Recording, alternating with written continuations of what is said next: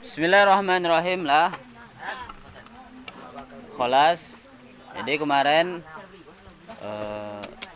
Ustadz mau klarifikasi. Kemarin Ustadz pernah menyampaikan sebagian riwayat bahwa Imam Ahmad lebih tua dari Imam Syafi'i. Ternyata enggak ya. Imam Syafi'i lebih tua daripada Imam Ahmad bin Hambal. Di Imam Syafi'i beliau lahir tahun 150 Hijriah.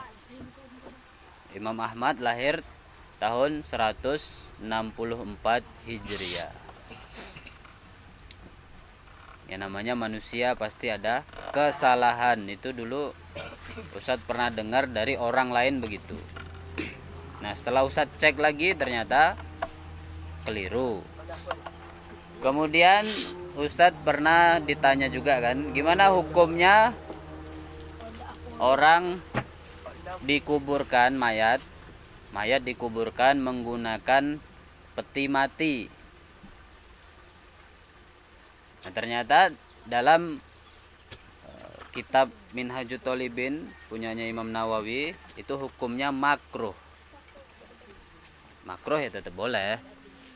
Makruh kalau orang dikubur, mayat dikubur dengan menggunakan peti mati. Makruh tanpa hajat. Kalau ada hajat boleh, nggak makruh lagi. Contohnya apa? Kalau misalnya mayat dikubur dan tanahnya itu lembab, tanahnya berair, tanahnya itu tanah yang tidak kondusif, maka boleh dikubur dengan peti mati. Peti mati itu apa? Yang kayak Dracula itu apa namanya? Dracula itu kan dikuburkan di peti mati. Nah, kenapa dimakruhkan? Ya karena mubazir. Nggak ada hajatnya kalau mayat dikuburkan dengan menggunakan peti mati. Bahkan kemarin Ustadz lihat ada orang-orang barat itu kalau dikubur pasti pakai peti mati itu, dan harganya sangat fantastis. Harganya puluhan juta. Bahkan sampai ada yang ratusan juta. Peti matinya doang itu. Karena kayunya mahal, ukirannya mahal, setnya pun mahal, nah itu sampai puluhan juta harganya. Nah itu mubazir. Nah mayat itu nggak perlu, semua itu nggak perlu dia. Nggak ada manfaat untuk mayat. Mayat itu udah mati. Udah nggak ada manfaatnya untuk dia peti yang mahal-mahal. Nah yang membutuhkan itu ya orang yang hidup. Biaya puluhan juta itu mending digunakan untuk orang yang masih hidup daripada orang yang sudah meninggal dunia. Makanya makruh.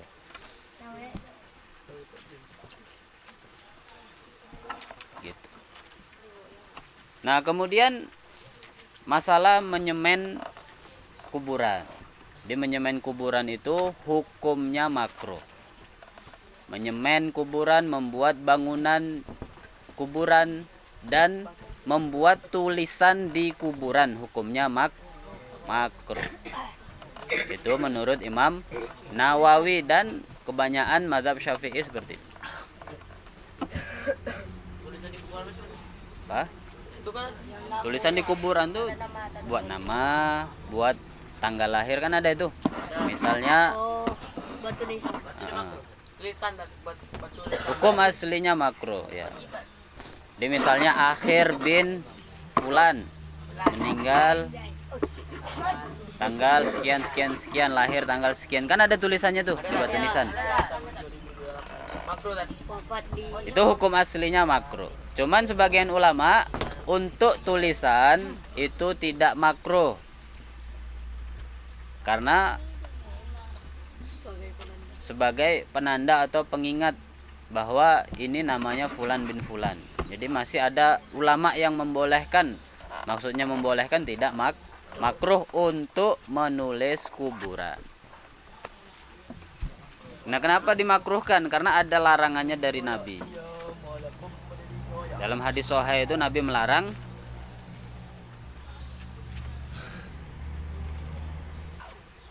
Di dalam hadis sahih Nabi melarang, naha Rasulullah SAW an tajsisil qabri wa bina'il qabri wa kitabatil qabri. Nabi melarang menyemen kuburan, membangun kuburan, dan menulis di kuburan, menulis tulisan di kuburan. Tulisan aja dilarang, apalagi gambar. Kenapa dilarang oleh Nabi? Karena kuburan itu tidak butuh bangunan. Namanya mayit itu tidak butuh bangunan, mubazir. Biayanya lebih baik untuk sedekah, untuk kebutuhan orang yang masih hidup, daripada untuk membuat bangunan kuburan. Ini mayit tuh nggak butuh. Hah?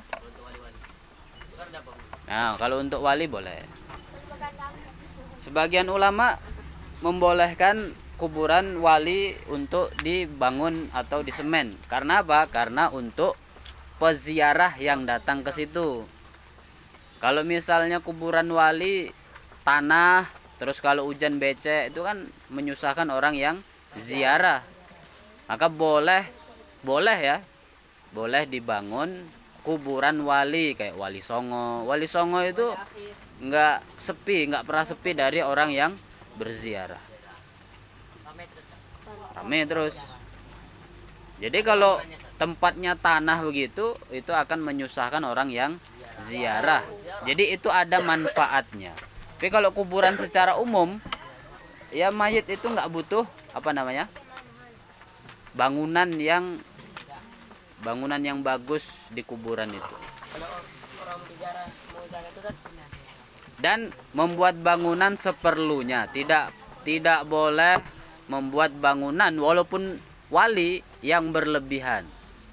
Berlebihan tuh sampai di marmer, sampai mewah, megah, dihiasi dengan perhiasan yang ukiran-ukiran yang bagus. Nah, itu juga tidak boleh walaupun wali. Jadi bangunan yang boleh untuk wali itu hanya sekedar semen ataupun keramik, hanya untuk kenyamanan orang yang berziarah. Atap boleh, genteng, pokoknya hanya untuk kenyamanan orang yang berziarah. Kuburan Nabi ya bagus, memang dibangun. Karena apa? Karena orang banyak ziarah ke situ, nggak ada sepinya. Nggak ada sepinya orang berziarah ke makamnya Nabi. Maka ya harus dibuat tempat yang nyaman supaya orang itu ziarahnya nyaman gitu. Tapi tetap hukum aslinya menyemen atau membuat bangunan kuburan itu makruh. Sebagian ulama bisa haram. Sebagian ulama mengharamkan membuat bangunan di kuburan. Di atas kuburan itu membuat bangunan itu haram. Kenapa ya? Karena ada larangan dari Nabi. Tapi Imam Nawawi memakruhkan. Di larangan Nabi itu nggak sampai haram, tapi makruh. Nah, sebagian ulama mengharamkan karena ada larangan dari Nabi.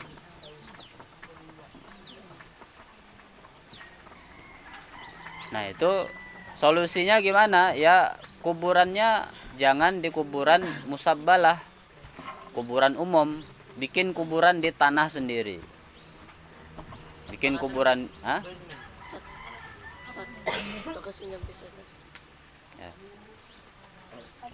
Kalau di tanah sendiri itu ya hukumnya, kalau disemen dengan permanen dan berlebihan ya makruh juga.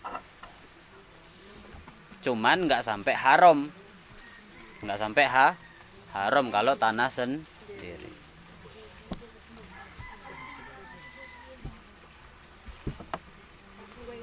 Nah, bagusnya gimana? Ya bagusnya nggak usah disemen. Udah. Kalau mau disemen pun jangan kuburannya, tapi samping kuburan yang untuk orang ziarah, untuk wali-wali saja. Dan diperhatikan, nah ini perlu Ustaz sampaikan, tata cara ziarah. Kemarin Ustadz lihat video ziarah kepada seorang wali, seorang syekh, seorang habaib, seorang ulama. Jadi orang yang berziarah itu mereka sambil solawat-solawat, sambil berdoa bareng-bareng. Doanya apa? Ya habibana, ya syekhona, ya waliullah, ikdi hawaijina. Wahai walinya Allah, wahai syekh fulan bin fulan, wahai wali songo, wahai imam fulan bin fulan, ikdi hawaijina, tunaikanlah atau kabulkanlah hajat-hajat kami. Nah, ini nggak boleh ya, ini berlebihan, ini bahaya. Sekarang ini marak orang berziarah itu terlalu berlebihan, terlalu membuat megah acara ziarah itu, terlalu berlebihan. Mereka sampai berdoa, wahai syekh fulan, wahai wali fulan, tunaikanlah hajat-hajat kami. Nah, ini nggak boleh. Karena apa? Karena kita meminta kepada Allah saja.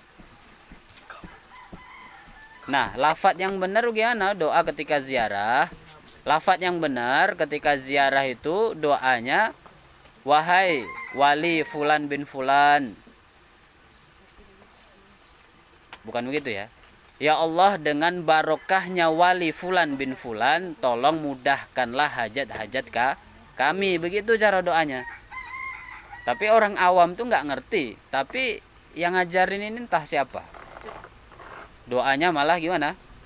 Wahai fulan bin fulan, doa kabulkanlah doa kami. Itu nggak boleh seperti itu. Itu nanti lama kelamaan sekarang ya nggak sesat. Lama kelamaan tuh nanti orang itu akan menyembah kuburan.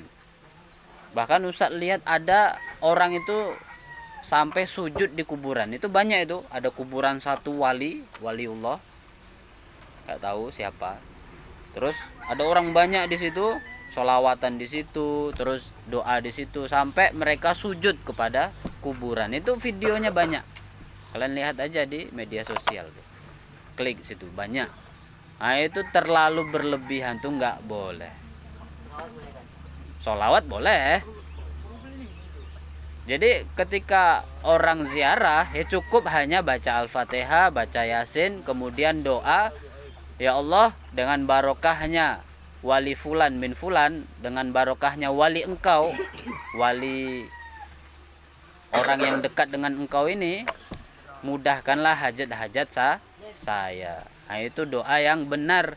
Makanya kita pentingnya berguru tuh begitu.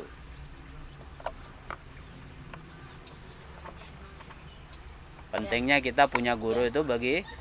Makanya jangan asal ngangkat guru, jangan asal nyari guru. Banyak sekarang orang itu promosi tentang jabatan, promosi titel, menjual titel. Dia sebagai ustadz, dia sebagai habaib, dia sebagai syekh, dia sebagai imam. Katanya begitu, pengakuannya seperti itu. Tapi ternyata tanpa sadar banyak umat yang tersesat karena pikiran-pikiran dia yang tidak berdasarkan dengan ilmu. Makanya cari guru itu harus benar-benar hati-hati. Harus orang yang ilmunya benar-benar lurus, sanadnya jelas, ilmunya jelas, skillnya juga jelas, pemikirannya jelas. Jangan hanya modal nengok di YouTube doang, nengok di YouTube, nengok di TikTok, akhirnya diamalkan. Banyak kan orang bikin konten di TikTok, amalkan amalan ini, ya kan gitu kan? Amalkan ini biar rezekinya lancar. Nah, itu nggak boleh, nggak boleh. Sanad dari TikTok itu tidak itu bahaya. Sanad itu harus jelas dari guru kita, dari guru kita, dari guru kita, sampai ulama-ulama, sampai sahabat, sampai Rasulullah, sampai malaikat Jibril, sampai Allah. Nah, itu yang benar. Nggak ada sanad dari kita terus dari TikTok langsung ke Syekh Fulan. Itu bukan sanad namanya itu. Ya kalau cuman untuk pengetahuan, sekedar pengetahuan aja, nambah-nambah pengetahuan ya nggak apa-apa. Misalnya kita nggak tahu hukum ini, cari Ustadz Fulan bin Fulan, hukum ini apa hukumnya, itu boleh. Tapi kalau kita ngambil sanad keilmuan, belajar, memang belajar di TikTok, di YouTube, nah ini bahaya. Nanti bisa dimanfaatkan oleh orang-orang, oknum-oknum yang mereka itu cuman pengen cari titel doang, pengen cari uang, pengen cari kehormatan. Banyak ya orang yang jualan titel untuk supaya dihormati orang. Maka pentingnya kita belajar ilmu itu di situ. Pentingnya punya guru di situ.